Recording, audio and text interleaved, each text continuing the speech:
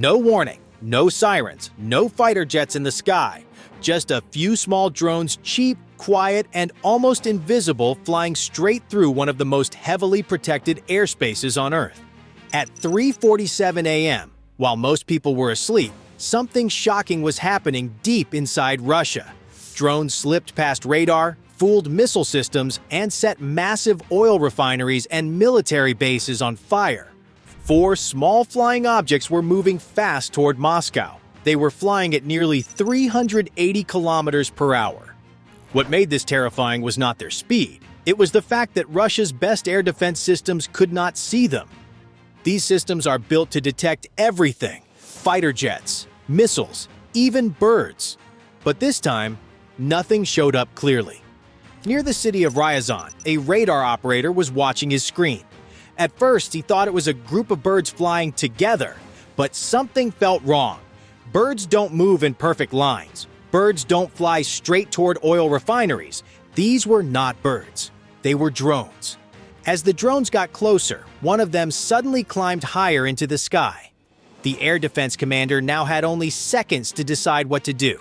Firing a missile costs millions of dollars. If these were fake targets, it would be a huge waste. But if they were real, waiting could mean disaster. The clock was ticking. With no time left, the commander gave the order to fire. 2 powerful missiles launched into the night sky, racing toward the targets at incredible speed. But the drones reacted instantly. They dropped low, flying close to the ground. The missiles lost their lock and exploded harmlessly in the air. The drones were untouched. Now the oil refinery's last defense systems had just seconds left. These systems were designed to shoot down planes and helicopters, not tiny drones. The radar struggled to track them. The operators tried to aim their guns, but the machines turned too slowly. Then it happened. The first drone hit its target. Seconds later, another one struck. Then another. Fuel tanks exploded. Fire spread everywhere. Thick black smoke filled the sky. Within minutes, the refinery was burning at extreme temperatures. The fire would last for days. In less than 2 minutes, almost half of Moscow's fuel supply was gone. And this was only the first wave. Hundreds of kilometers away, another group of drones was already heading toward a second refinery. This time, Russian forces were confident. They had prepared. Multiple air defense systems were placed together, covering every direction. The commanders believed nothing could get through. But they were wrong. Suddenly, 4 drones climbed higher into the air, making themselves easy to see. The radar systems immediately reacted. The computers identified these objects as cruise missiles, which are far more dangerous than drones. The alarms went crazy. Cruise missiles are always the top priority. Without hesitation, the commander ordered missiles to be launched. Expensive missiles shot into the sky. But here was the trick. The drones had released small metal pieces designed to reflect radar signals. These simple pieces made the drones look much larger than they really were. The air defense systems were chasing fake targets, wasting millions of dollars on nothing. While everyone focused on the fake threats above, the real danger was coming from behind. 8 more drones flew in very low, almost touching the ground.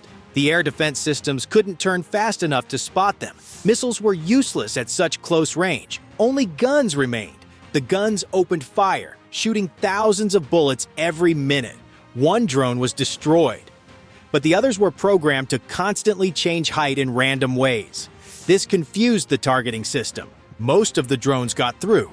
Then something even worse happened. The air defense systems ran out of missiles and started reloading.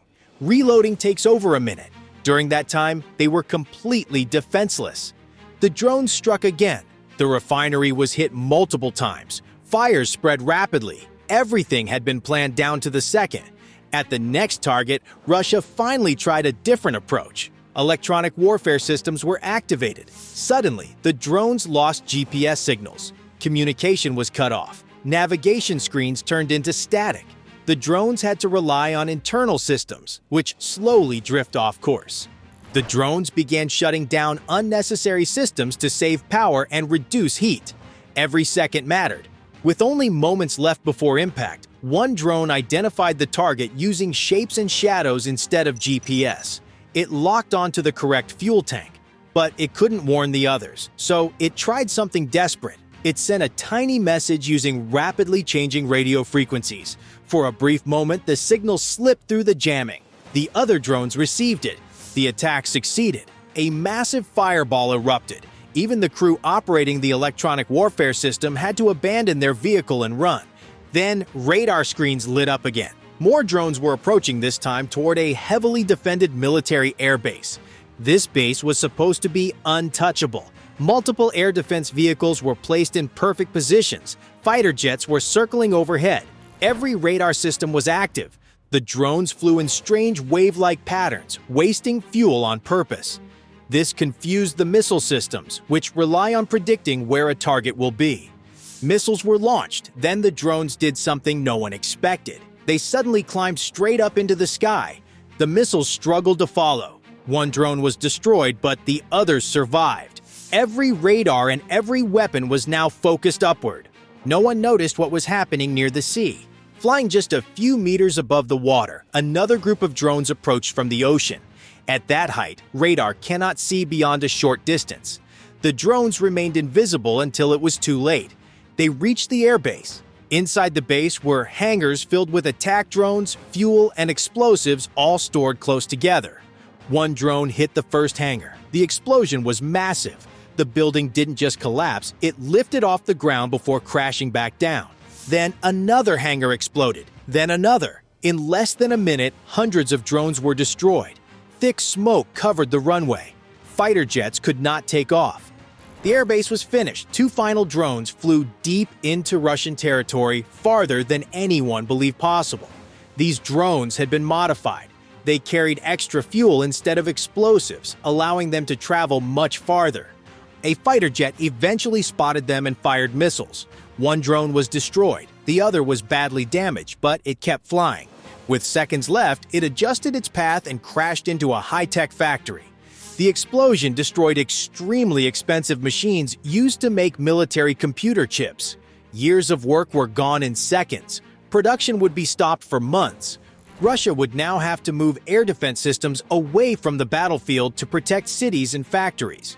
That meant weaker defenses elsewhere. Ukraine spent only a few $100,000 on drones.